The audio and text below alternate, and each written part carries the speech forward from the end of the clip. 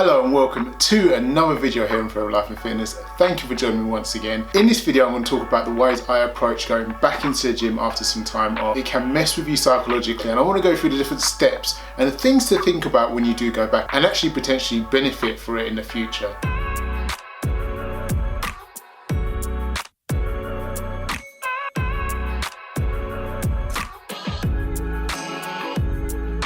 Now, unfortunately, when it does come to this topic, a lot of people don't want to hear the truth. The truth being, you will probably lose some muscle and you will probably potentially lose some strength after some time away from the gym. It can be quite quick, however, it doesn't mean that it's gone forever. And I'm going to talk to you about ways that you can use this time and utilize it to get back to what you was doing before as quickly as possible and injury-free.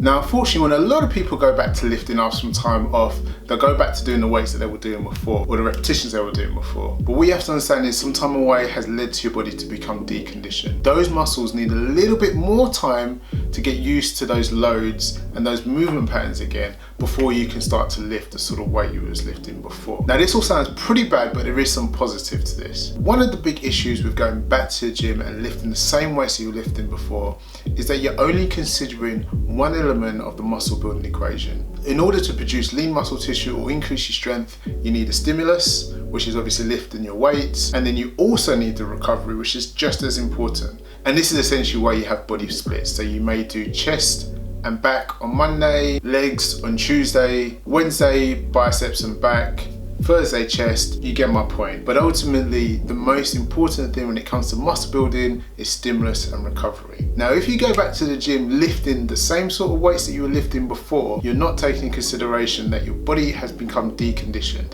So you're only meeting one element of that equation, which is the stimulus, and not allowing the recovery. Now, the issue with that is over a long period of time, you may see that there's diminishing return, meaning that you may find you're getting weaker and weaker. And unfortunately, like I said, you're just not progressing. Now, in order to return and be better than what we was before the break from the gym or before the break from the activity, we need to consider both those elements of the muscle building equation. And we need to make sure they're appropriate for where we are now as opposed to where you was before the break. So whatever numbers you were lifting then, at this particular time mean absolutely nothing, and you need to forget that. You have to lift what's appropriate for your body at this state and not what it was prior to break away from the gym. However, the good news is that there's such thing called muscle memory, which I'm sure we've all heard of, and it is supported by science that muscles that have been trained before and then deconditioned will become reconditioned a lot quicker than those untrained muscles. That's where the first step comes into play. One thing you can look forward to after time off from lifting is that you will once again get newbie gains. What do I mean by newbie gains? Well, you progress a lot quicker at the beginning of your lifting career than you do as you go on. And unfortunately, that's something that you're not going to be able to enjoy over a long period of time, unless you're enhanced, obviously. But if you're not enhanced and you're going the natural route like myself, you can expect to experience some newbie gains after some time away from the gym. Unfortunately, with bodybuilding, it's diminishing returns. At the beginning of your lifting career, the gains come on a lot quicker than, say, 2 years in, 3 years in, 10 years in. As the time goes on, unfortunately with bodybuilding, you do get diminishing return, meaning that the same amount of work that you put in doesn't get the same results. However, what you need to understand is that when we look at the stimulus and the recovery elements of bodybuilding or the bodybuilding equation, if we keep going on consistently, you will find that there's this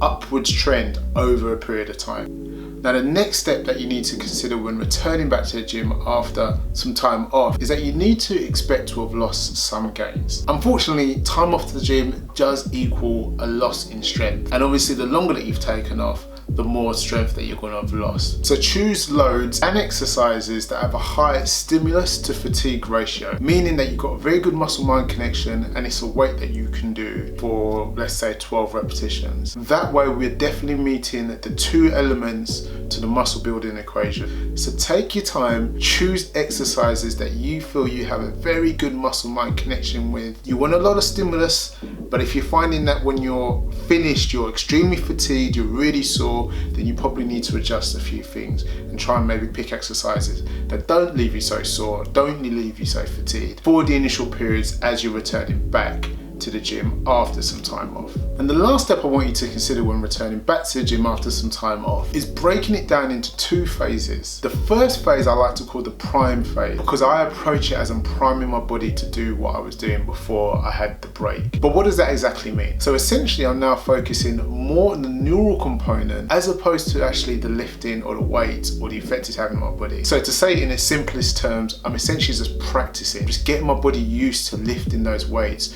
or used to those movement patterns again, and trying to really work on all of the muscles that produce that movement so that I'm priming my body for when I'm going to start to lift those loads I was lifting before. They're ready, they know what this movement pattern is. It's a familiar movement pattern, it's not anything new, because like I said, your body will forget, your body will decondition really quickly. So I usually take a prime phase, and it's normally about 1 or 2 weeks, and like I said, at this point I'm just lifting the weights. I don't care about the weight on it, I'm more focused on the movement pattern, really good form, and essentially what I'm feeling. Am I feeling those right muscles working? If I'm not, do I need to adjust stuff? This is where I feel that you can actually benefit from some time away, because it's very easy to pick up bad habits, and as you've progressed, instead of going back and working on those bad habits and improving them, you just keep progressing. And for most part it might be fine, but in the long run you may find that that may lead to injury or may not be beneficial to you. So I always see this opportunity to go back and work on the things that I think I wasn't great at, so that when I get back to where I was before the break,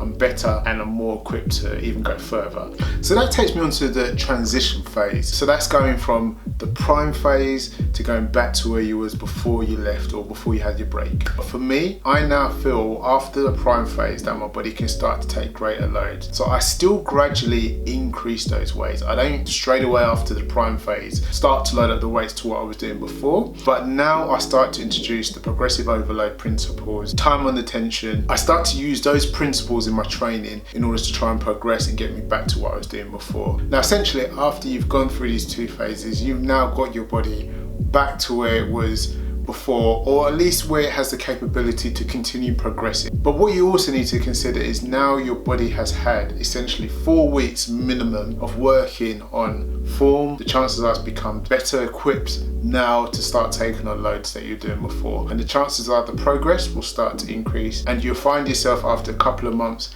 being better than what you was before the break. Now obviously it's still frustrating because it's going to take a month, but just hold in there.